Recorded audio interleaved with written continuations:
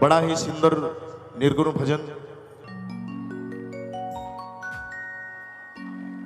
आ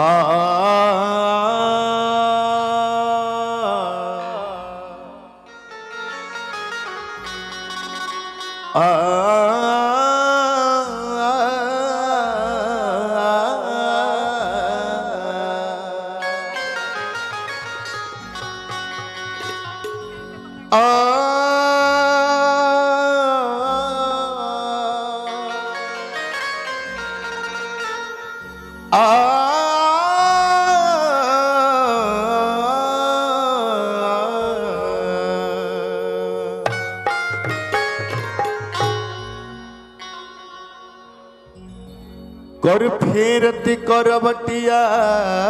करके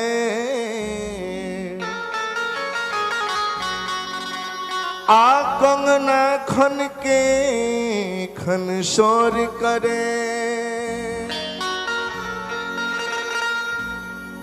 साड़ी सरकात फरकात आँखिया आ पागल मनवा नहीं धीर धरे कि मन लागत नहीं खे कुछ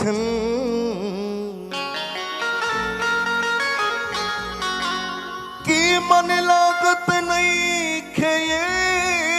कुछ आतन आग बिरह से मोर जरे मोरी रात बितली जागली जागल आ कहिया अइहन पिया मोर घरे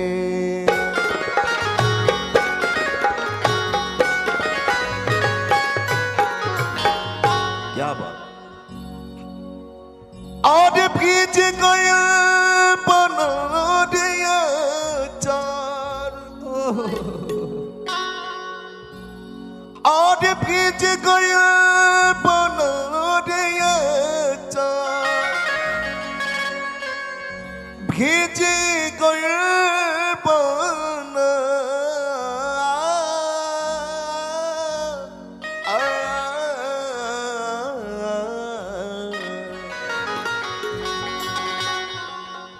कि आचर भीज गइल बा अरे नैनवा के नीर से न जाने कौन पीर से ना आचर भीज गइल बा नैनवा के नीर से ना जाने कौन पीर से न आचर भीज गइल बा नैनवा के नीर से ना जाने कौन पीर से न आचर भीज गइल बा नैनवा के नीर से ना जाने कौन पीर से आचर भीज गइल बा नैनवा के नीर से ना जाने कौन पीर से ना आचर भीज गइल बा नैनवा के नीर से ना जाने कौन पीर से ना आचरे आचरे आचरे आचरे आचरे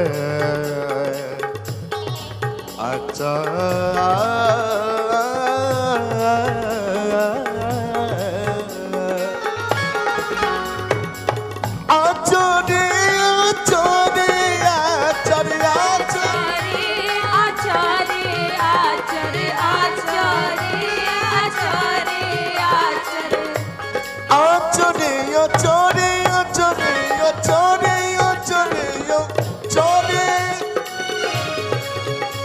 आचर भीज गइल बा नैनवा के नीर से ना जाने कौन पीर से न आचर भीज गइल बा नैनवा के नीर से ना जाने कौन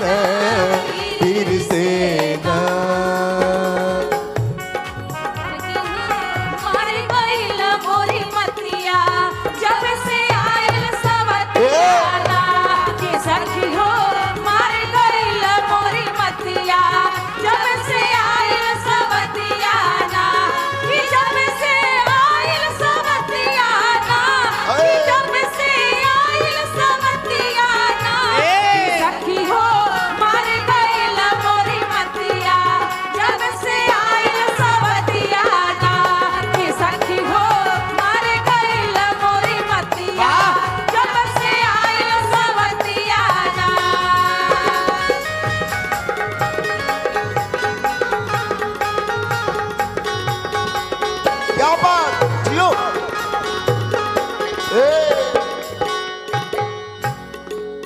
माथा पर बिंदिया लाल लाल फूलाल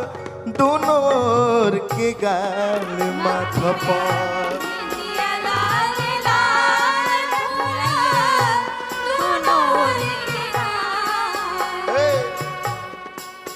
माथा पे बिंदिया लाल लाल फूलाल दोनों ओर के गाल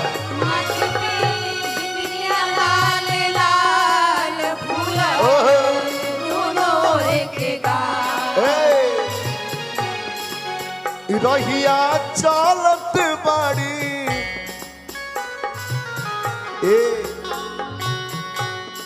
की रहिया चलत बाड़ी बहुते गंभीर से ना जाने कौन पीर से न आचल भीज गइल बा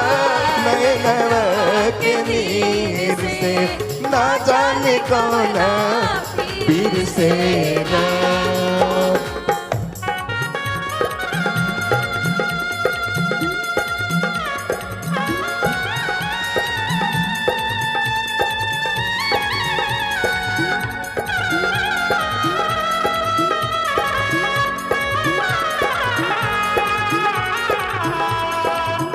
क्या बात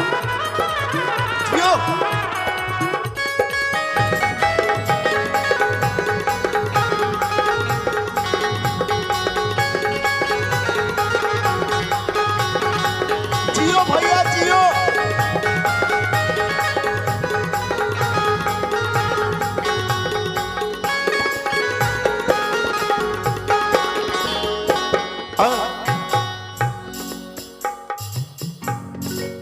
रचना कैले हनुमान जाने वेद या पुराण रचना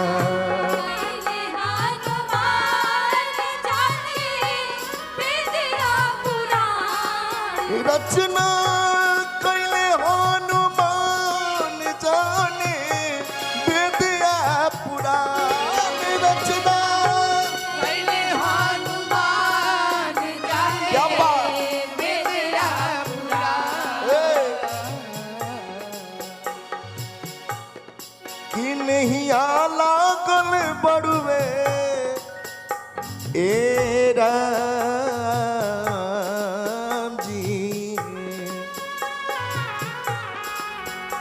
अरे नहिया लगल बा बाटे हो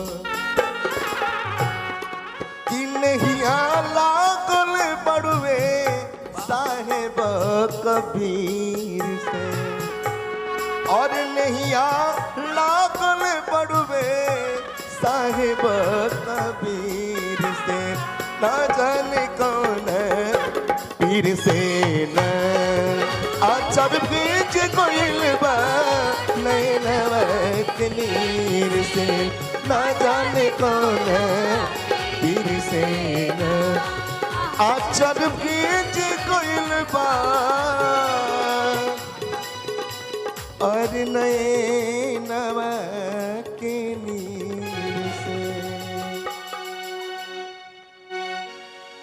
ना जाने कौन फिर से न आचर भेज कोइल नैनब के नीर से ना जाने कौन फिर से न आचर भेज कोइल नैनब के नीर से ना जाने कौन फिर से न आचर भेज कोइल नैनब के नीर से ना जाने कौन फिर से न आचर भेज कोइल नैनब के नीर से ना जाने कौन।